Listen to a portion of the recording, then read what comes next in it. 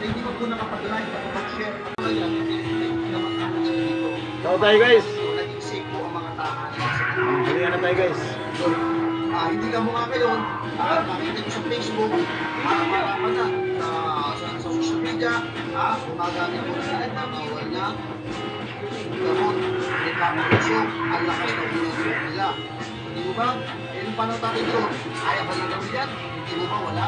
Kaya ho mga kapaya, at lagi ko natin tandaan, manawagan ko natin sa kari, ikaw, ginagawa Sili, talong, munggo, inununan o paksiw na isda. Guys. Gumagamit ng pinagbabawal, yung hapon na sabay na Pilipino, ito pa rin.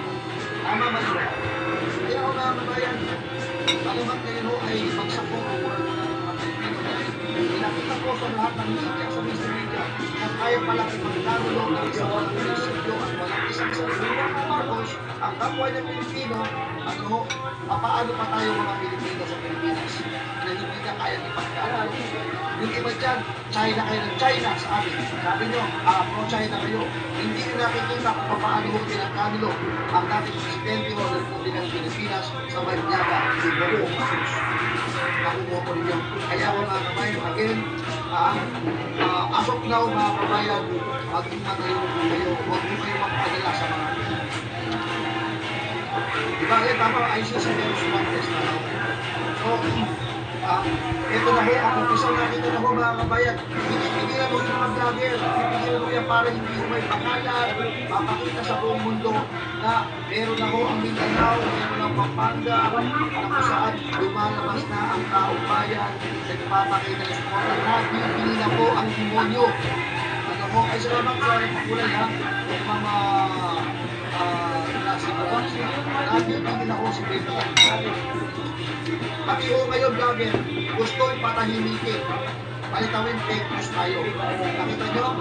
Pumusok lang ho. Oo. Diba? Ito sa NBI na tigisin ako mga kapahit yung mga vlogger na naglalabas. Una,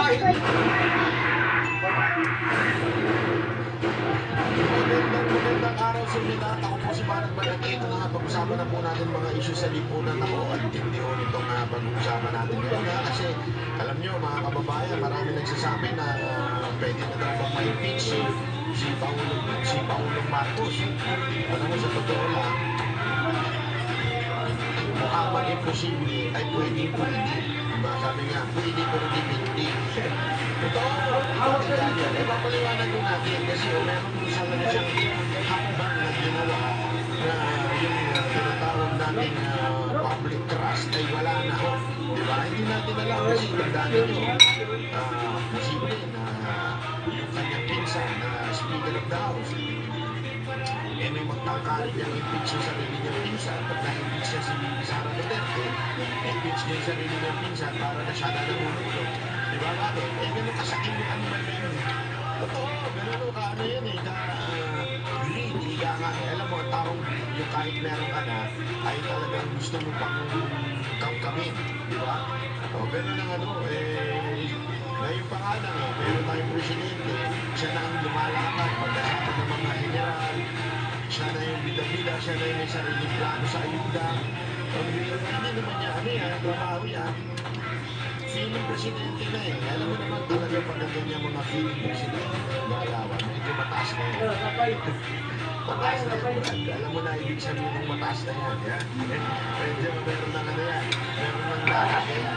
Kaya tumaas na yun ng ganyan. Ngayon, pangarap mo, tumataas na yun. Bakit ba? Bakit mo masasabing pwede ma-impeach? Kasi may malaking kanakuhan na ginawa si Marcos na kapatid. Tingnan mo dito. Kasi ito nga, nakikita natin, mga kababayan, mga nakikinig yan. Guwapa. Si Pangulong Duterte ay, hinid na. Bakit mo paano? Kasi there is no court order from local courts. Walang local courts. Ibig sabihin yung ating sariling court na nag-issue ng warrant. So yung ginawa nila ay hindi po yan matatapos.